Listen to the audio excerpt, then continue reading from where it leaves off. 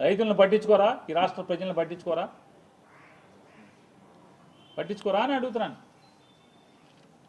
పాలనని గాలికి వదిలేసి ముగ్గురు మూడు హెలికాప్టర్లు 3 విమానాలు వేసుకుని రామోజీరావు గారి కొడుక్కి సిగ్గన్నా లేదు. జగన్ 51 సార్లు బెంగళూరు వెళ్ళి వచ్చాడంటాడు. జగన్కి బాధ్యత లేదు, ప్రతిపక్ష బాధ్యత లేదు, ఎమ్మెల్యే బాధ్యత ఒకటే ఉంది. ముఖ్యమంత్రి, ఉప ముఖ్యమంత్రి, డిఫాక్టో ముఖ్యమంత్రి ముగ్గురు కలిసి ఎక్కడ ఉంటున్నారు? ఎన్నిసార్లు హైదరాబాద్ వెళ్ళి వస్తున్నారు? శుక్రవారం కొడుకు వెళ్ళిపోతాడు, మళ్ళీ సోమవారం నాడు వస్తాడు. శనివారం తండ్రి వెళ్ళిపోతాడు, సోమవారం నాడు వస్తాడు మళ్ళీ. ఈయనేమో అట్నుంచి అక్కడే ఉంటాడు.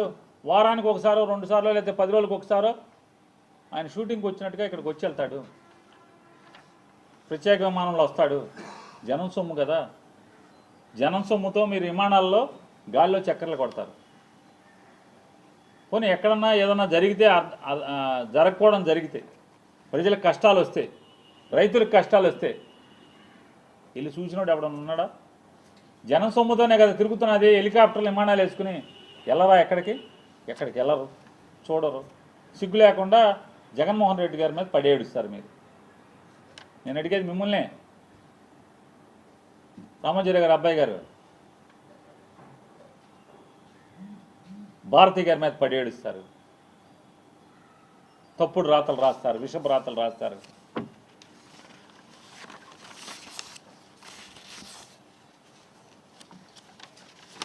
ఇంకా ఇప్పటికైనా జగన్ మీద పడి ఆడటం మాని,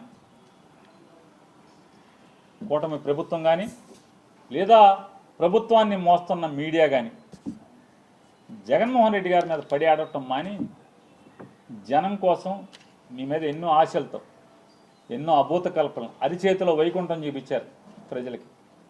ప్రజల గురించి పట్టించుకోండి. వాళ్ళ కష్టం వస్తే వెళ్ళి చూడండి.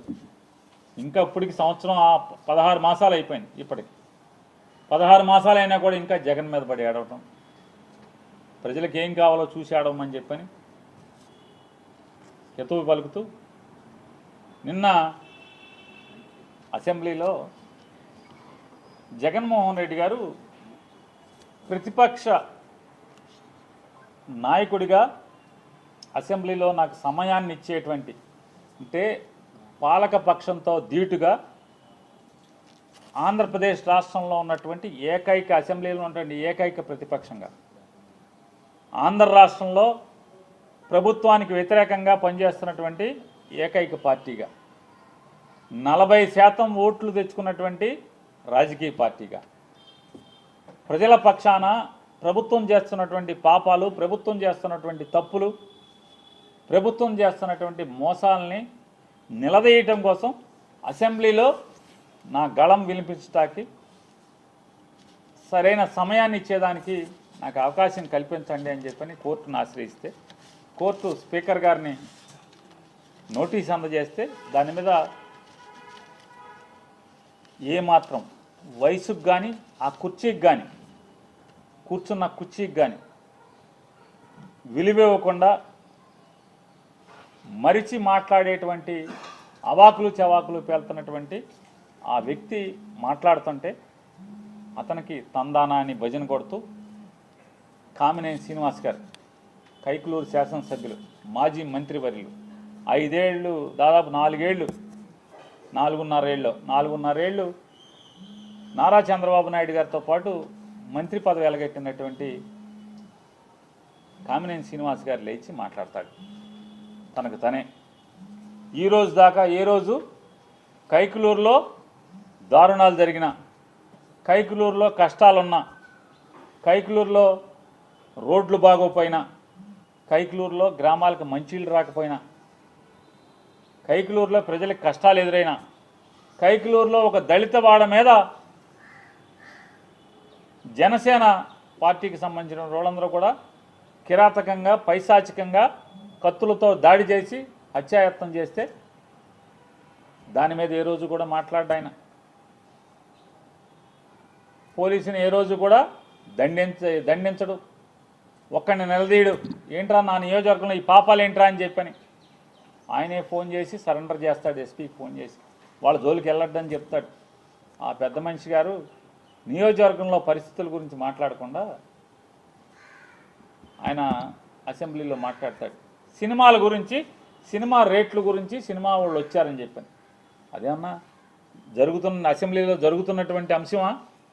అదేం చర్చ జరుగుతుండగా ఈయనేమన్నా లేచి మాట్లాడా? అది కూడా కాదు. లేచి తగుదనమ్మా అని మాట్లాడతాడు. ఏం మాట్లాడతాడు? చిరంజీవి గారినంట సినిమా వాళ్ళందరినీ కూడా నడిపించి వచ్చాడంట. నడిపించి వచ్చి నేను రాను మాట్లాడతాకి వచ్చిన తర్వాత వాళ్ళందరూ వచ్చాక మన సినిమాటోగ్రఫీ మంత్రితో మాట్లాడుకుని పొమ్మనండి వాళ్ళని, నేను రానని చెప్తే చిరంజీవి గారు పెద్ద పెద్ద అరుపులు అరిచాడంట, రంకులు వేసాడంట. తమాషాగా ఉందా అది ఇదని వెంటనే భయపడి జగన్ గారు వచ్చి వాళ్ళతో చర్చలు జరిపాయంట. అరే వయసుకి, హోదాకి ఎమ్మెల్సీ చేసాం, మంత్రి చేసాం, మళ్ళీ ఇప్పుడు ఎమ్మెల్యేగా ఎలగబెడుతున్నాం. 80 ఏళ్ళ వయసు. విచక్షణ, ఇంగిత జ్ఞానం ఏంటయా అంటే గోతిగాడి నక్కలాగా మంత్రి కావాలి. ఆ సత్యకుమార్ గారిని రేపో మాపో పీకేస్తే మంత్రి ఇస్తాడేమో, లేదంటే 21 ఖాళీ ఉంది కదా దాంట్లో మంత్రి పదవి కోసం ఈ వయసులో కూడా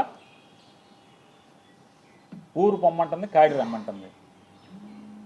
80 ఏళ్ల వయసులో పచ్చి పాపం మాటలు మాట్లాడటం అవసరమా ఆయనకి?